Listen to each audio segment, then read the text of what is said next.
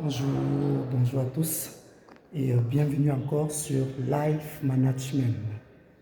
Donc, j'espère que vous portez bien, que vous allez bien et que tout se passe pour le mieux dans votre vie. Donc, j'espère que vous avez la pêche et aujourd'hui, j'aimerais qu'on aborde un sujet, c'est-à-dire la prise en charge. C'est quoi la prise en charge? C'est quoi la prise en charge? Où est-ce que la prise en charge intervient? Est-ce que vous avez besoin de vous prendre en charge? Est-ce que vous êtes chez les parents, vous avez tout là-bas, vous êtes chouchouté? Est-ce que vous avez besoin de vous prendre en charge? Parlons un peu de ça. Vous êtes à la maison avec les parents, avez-vous besoin encore de vous prendre en charge? Parlons un peu de ça. Donc, à mon sens, je pense que quand on est chez les parents, là, nous sommes sur la charge des parents. Et avec le temps, nous sommes appelés à nous prendre en charge. Ça veut dire quoi? Avec le temps, nous sommes appelés à quitter la maison de nos parents pour nous prendre en charge nous-mêmes. Et c'est par là que commence la responsabilité. Ça veut dire que quand vous êtes chez les parents, vous ne payez pas de loyer, vous ne donnez pas la ration alimentaire, c'est-à-dire tous ces besoins-là de l'être humain que vous êtes sont pris et supportés par vos parents. Donc, vous ne connaissez pas ce que c'est que payer un loyer, payer une ration alimentaire, avoir une ration alimentaire au quotidien. Ça veut dire que si vous allez manger 2 fois ou 3 fois par jour, cela vient de la poche de vos parents. Si vous êtes malade, vous êtes soigné par vos parents ou vos tuteurs. Si vous allez à l'école, vous avez besoin de transport, ce sont vos parents qui s'en occupent. Vous avez besoin de vêtements, vous devez vous vêtir, ce sont vos parents qui soit vous donnent de l'argent pour que vous achetez des vêtements, ou soit ils achètent des vêtements pour vous. Donc, vous êtes pris en charge par vos parents. Et il arrive un moment donné où il faut que vous appreniez ces responsabilités-là et que vous le fassiez vous-même. Ça veut dire que vos parents ne doivent plus intervenir pour vos besoins élémentaires. Ça veut dire quoi? Vos parents ne doivent plus intervenir pour que vous vous achetiez des vêtements, par exemple. Vos parents ne doivent plus intervenir pour que vous achetiez des chaussures. Vos parents ne doivent plus intervenir pour que vous puissiez changer vos vêtements ou bien tout ce dont vous avez besoin en fait. Vos parents ne doivent plus intervenir. Ça veut dire que vous devez vous loger, vous devez vous soigner si vous êtes malade, vous devez vous nourrir, vous devez payer vos études par vous-même. C'est là que vous êtes en train d'entrer dans la phase de responsabilité. Vous êtes en train de prendre les responsabilités déjà pour vous-même et qui vont s'étendre. Parce que quand vous allez prendre ces responsabilités-là par vous-même, ça devient une routine. Vous devez, et quand vous prenez vos responsabilités, ce n'est plus rentrer en arrière. Ça veut dire que vous n'allez pas aller louer ailleurs, vous allez quitter la maison des parents, partez louer ailleurs, et plus tard vous revenez encore vivre chez les parents. Non. Ça ne se passe pas comme ça.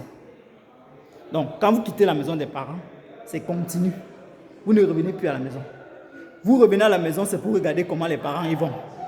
Mais vous ne revenez plus vous installer à la maison.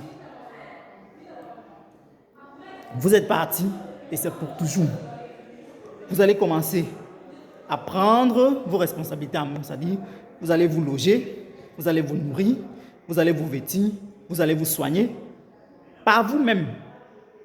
Et cela n'est possible que si vous avez déjà conscience de tout cela en fait. Vous avez déjà conscience que ça nécessite une préparation psychologique.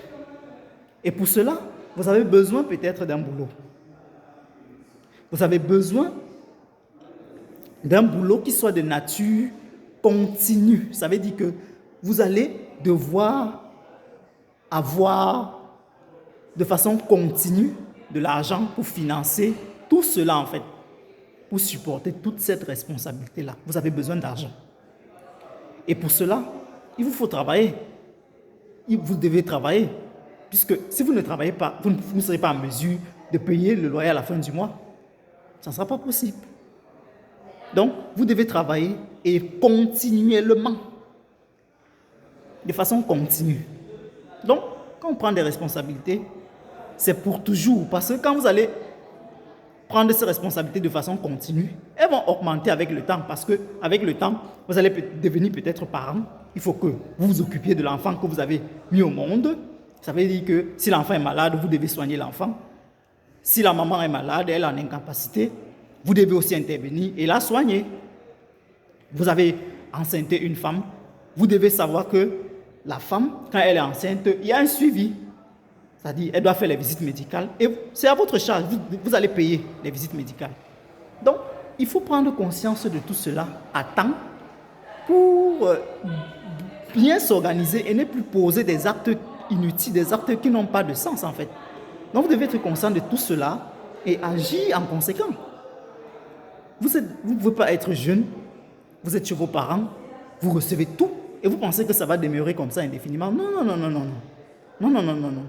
Vos parents vous mettent au monde, c'est pour qu'à un certain temps, à un certain moment, que vous soyez capable d'assumer les responsabilités de votre vie. Donc, vous n'allez pas demeurer sur leur toit, vous n'allez pas demeurer éternellement, être nourri par eux.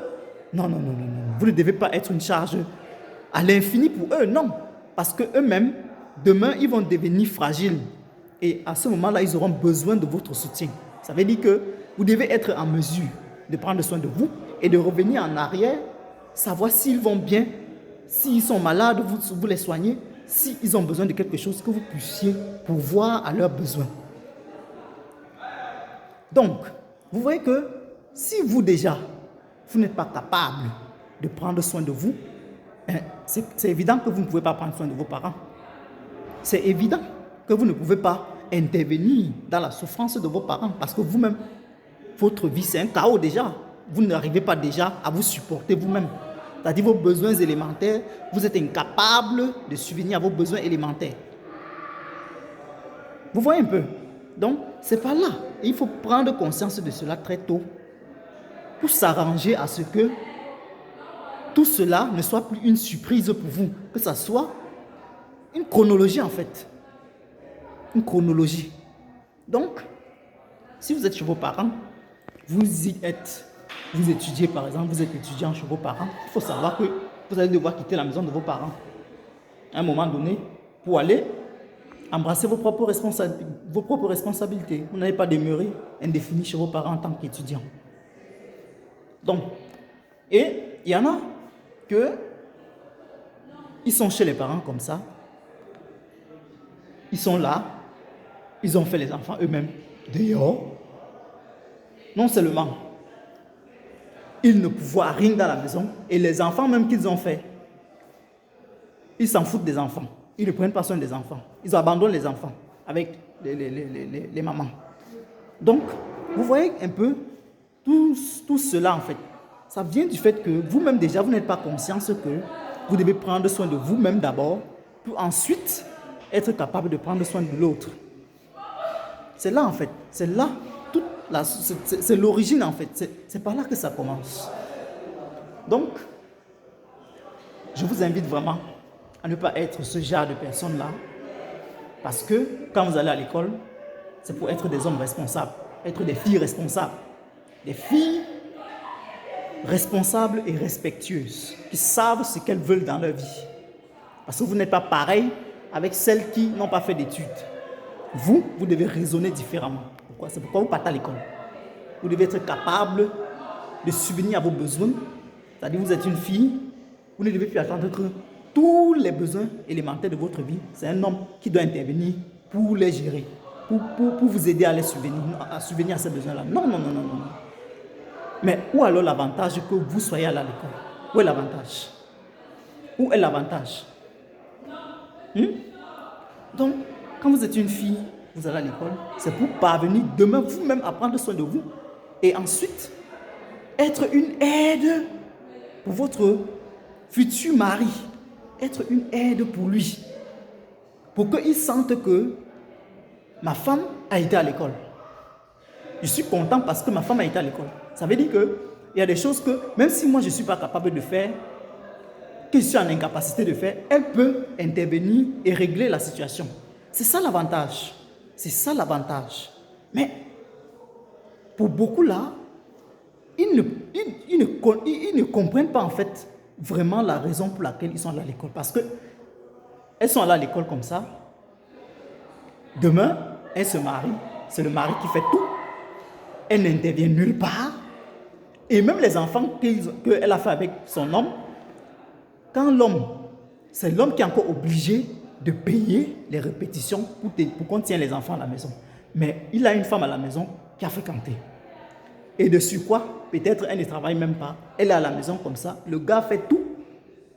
Et elle est là. Elle ne fait aucun effort. Elle ne fournit rien. C'est-à-dire, elle n'est ni un soutien pour son mari et elle n'est ni un soutien pour les enfants. C'est-à-dire, les enfants, ils ont des difficultés dans leurs exercices à la maison. Elle ne peut pas les aider à résoudre les exercices. Non, non, non, non, non. Elle ne peut pas. À quoi vous a servi l'école qu'on a payé là? À quoi a servi l'école que vos parents ont payé? Posez-vous cette question. Donc, je vous interpelle vraiment, si c'est le cas pour vous, vous êtes un échec. Vous êtes un échec, non seulement pour votre famille, mais pour vous-même. Parce que tous les études que vous avez faites ne vous servent à rien. Ça ne vous sert absolument à rien. Parce que ça n'aide pas votre mari à réduire les coûts qu'il reçoit, c'est-à-dire les dépenses qu'il est censé avoir, mais ça ne vous enrichit pas vous-même. Donc, vraiment, et je trouve que c'est une honte. Quand je vois, c'est une honte en fait. C'est une honte. Si vous êtes une femme et que c'est votre cas, c'est une honte. Pour votre famille et pour vous-même. Parce que je me demande à quoi a servi toutes les dépenses qu'on a fait sur vous. À quoi? Puisque quand vous faites comme ça, ça veut dire que même vos parents ne pouvez rien leur donner. Puisque vous êtes incapable d'abord de prendre soin de vous. Donc je vous interpelle, changez ces mentalités-là, changez cette façon de faire. Parce que ça ne vous profite pas et ce n'est pas bénéfique pour les gens qui ont passé leur vie à travailler afin que vous ressembliez à quelque chose. Donc, j'espère que vous allez suivre la vidéo et qu'elle vous sera utile et que vous allez travailler à modifier ce genre de comportement dans votre vie. Donc, j'espère vous revoir très prochainement dans la prochaine vidéo. Et d'ici là, portez-vous bien. Et on se revoit à notre prochaine session. Et peace out. Portez-vous bien.